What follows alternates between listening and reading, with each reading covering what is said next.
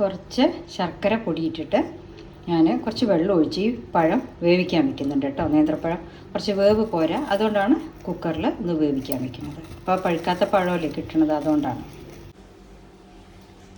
ഇന്ന് നമ്മൾ ഇലയിൽ ഒരു സ്പെഷ്യൽ അടയാണ് ഉണ്ടാക്കുന്നത്. അത് പൂവട എന്ന് പറയും. അത് ഇലയുണ്ട്. പിന്നെ ഇതാ പച്ചരി കുതിർത്ത് അരച്ച് വെച്ചത്.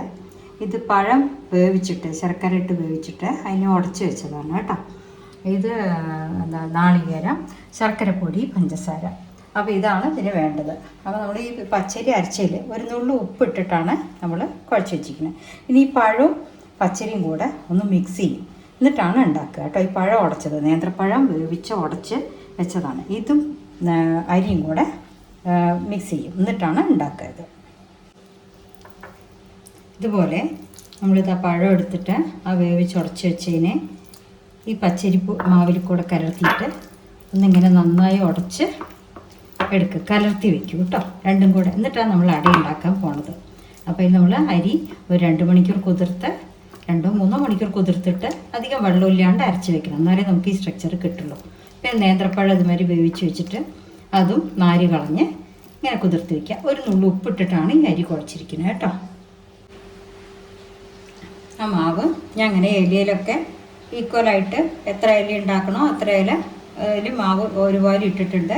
അതുമാതിരി അടുപ്പ് കത്തിച്ചിട്ട് ഇഡ്ഡലി ചെമ്പ് ചൂടാകാൻ വെച്ചിട്ടുണ്ട്. നമ്മൾ ചൂടായിട്ടുള്ള ഇതിലാണ് വെക്കുക കേട്ടോ. വെള്ളം അപ്പം തന്നെ നമ്മൾ ചൂടാക്കാൻ വെച്ചോളൂ.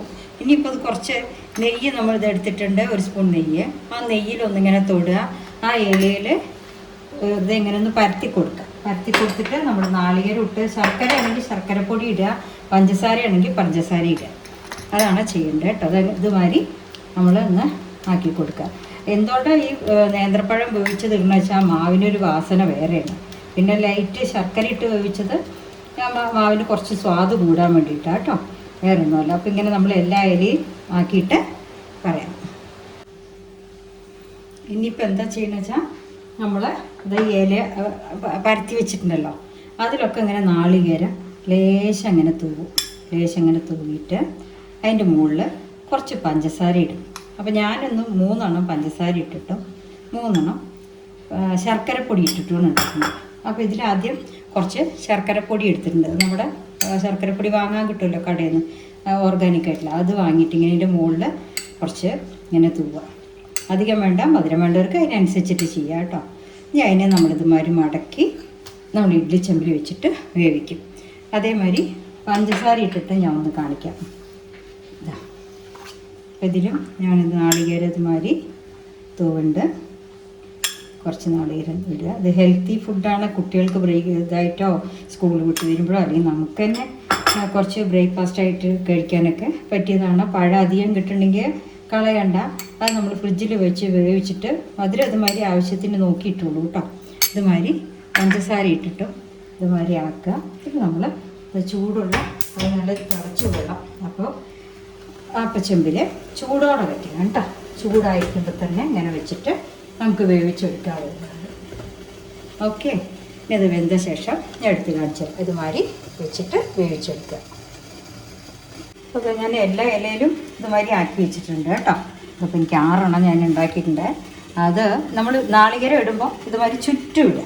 ചുറ്റും ഇട്ടിട്ടില്ലെങ്കിൽ എന്താ പറയുക, പകുതി എല്ലാവരും സാധാരണ അട ഉണ്ടാക്കുമ്പോൾ നടുവിലത്തെ മധുരം മാത്രം കഴിക്കും, ചുറ്റുമുള്ളതൊന്നും കഴിക്കില്ല. അതിന് വേണ്ടിയിട്ടാണ് ഇപ്പോൾ ഈ പ്രയോഗം കേട്ടോ. അപ്പോൾ എല്ലാവരും ഉണ്ടാക്കി നോക്കുക. അത് വെന്ത ശേഷം കാണിച്ചു തരാം. അപ്പം നമ്മുടെ 2 ടൈപ്പ് അടയും റെഡി ആയിട്ടുണ്ട്. ഇത് പഞ്ചസാര ഇട്ടിട്ട് നാളികേരം ചേർത്ത അട, ഇത് ശർക്കരപ്പൊടി ഇട്ട അട. അപ്പോൾ ഇത് രണ്ടും ഉണ്ടാക്കി നോക്കൂ. ഈ അടയാണ് നമ്മൾ മാതേരപ്പനെ ഓണത്തിന് പൂജിക്കാനായിട്ട് ഉണ്ടാക്കുന്നത് കേട്ടോ. നേന്ത്രപ്പഴം കുഴച്ച പൂവട പറഞ്ഞത് ഇതാണ്. സെയിം അത് തന്നെയാണ് ഇത് കേട്ടോ. ഞാൻ 2 ടൈപ്പ് ഉണ്ടാക്കി കാണിച്ചു എന്നേ ഉള്ളൂ. ഒന്ന് ശർക്കരപ്പൊടി ഇട്ടിട്ടും ഒന്ന് പഞ്ചസാര ഇട്ടിട്ടും കാണിച്ചു എന്നേ ഉള്ളൂ കേട്ടോ. Okay, thank you.